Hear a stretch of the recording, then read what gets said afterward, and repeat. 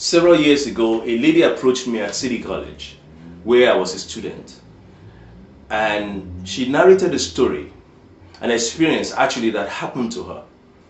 She went somewhere and she got some African artwork, and she decorated a house with them.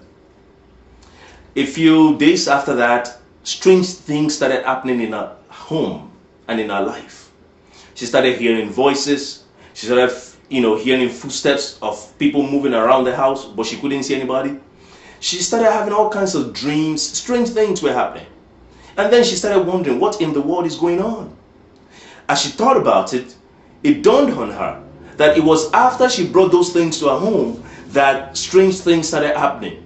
So she made the decision to throw out all those things. So she did. She threw out everything. And every strange occurrences stopped.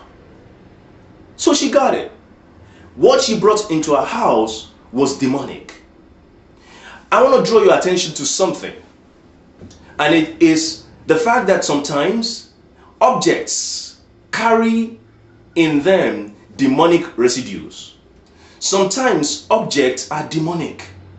And if you have any demonic object in your home, what you're doing is you're opening the door of your home to Satan. And he'll be able to come in to kill, to steal, and to destroy. I want you to take some time out to actually look into your home and see if there are things in your house that are demonic.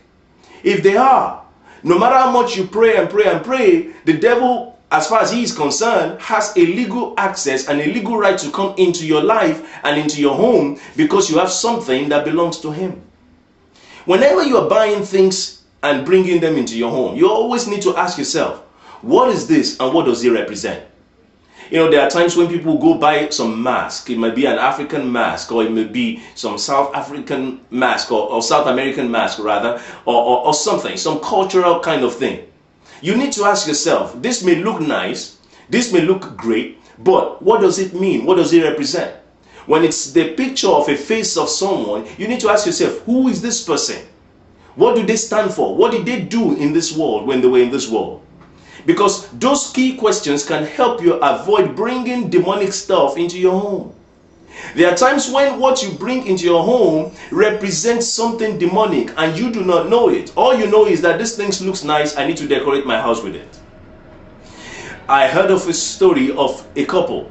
They went to one of those street fairs and they got a ceiling fan. They saw the fan and they just thought it was cute. So they brought it to their home and they installed it in the house. A few weeks after that, the husband started feeling this urge and desire to go sleep with another woman. The wife too was feeling the same thing, to go sleep with another woman. And they couldn't understand what was going on. One day, as they sat down in the living room, they were talking, and the husband started talking about it, and the wife said, "Really? You're having that kind of experience? I'm having the same thing too. We've both been thinking about going to sleep with someone. Something is strange here, something is wrong. We love each other, and we've never had this experience before." So they decided to pray about it. Let me pause and let you know this. When strange things are happening in your life, you need to pray about it. When you pray that God should open your eyes and reveal things to you, you will be shocked what he will reveal to you. Anyway, so they prayed about it and God said to them, it was the fan. The fan? What does fan have to do with anything?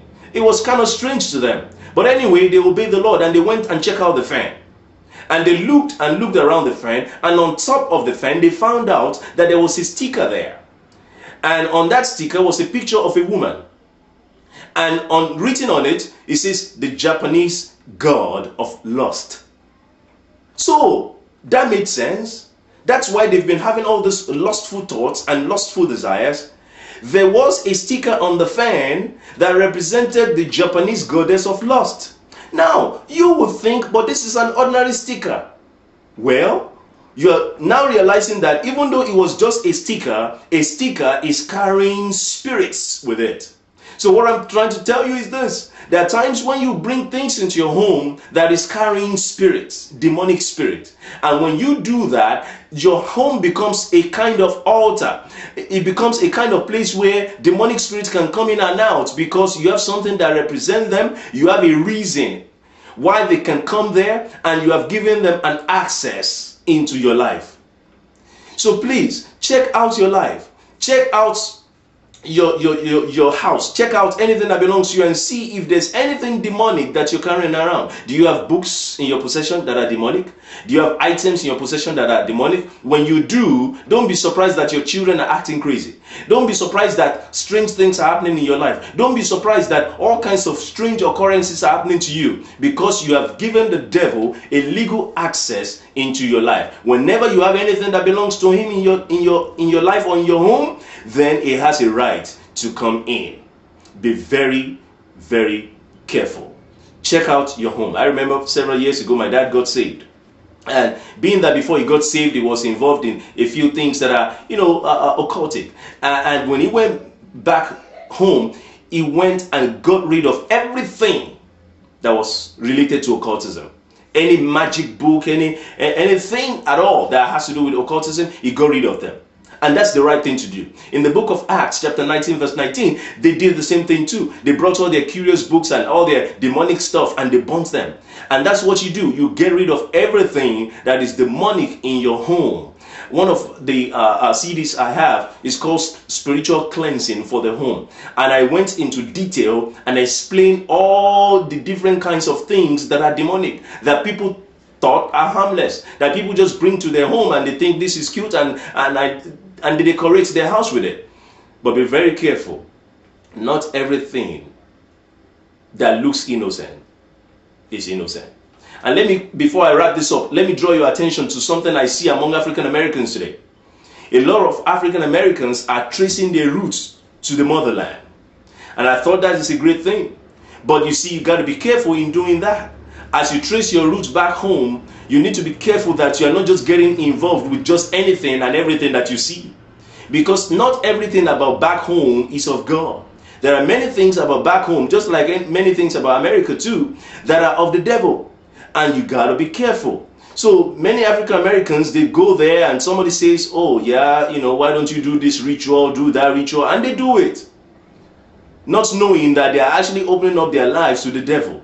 Be very careful. Before you get yourself messed up and your life messed up, you need to question, what is this? What does this stand for? What am I doing? Not everything that is cultural is good. Some of the cultural things are outright demonic. So be very careful. And if you don't know what it is that you're trying to get into, ask someone that knows. If it has to do with the motherland, specifically Nigeria, you can reach out to deliveranzone.com, send us a message, and we will be able to, answer some of their questions that has to do with the motherland. Be very careful the things that you're getting yourself involved in, because you may mess up your life through it. So be very careful. Look through your home.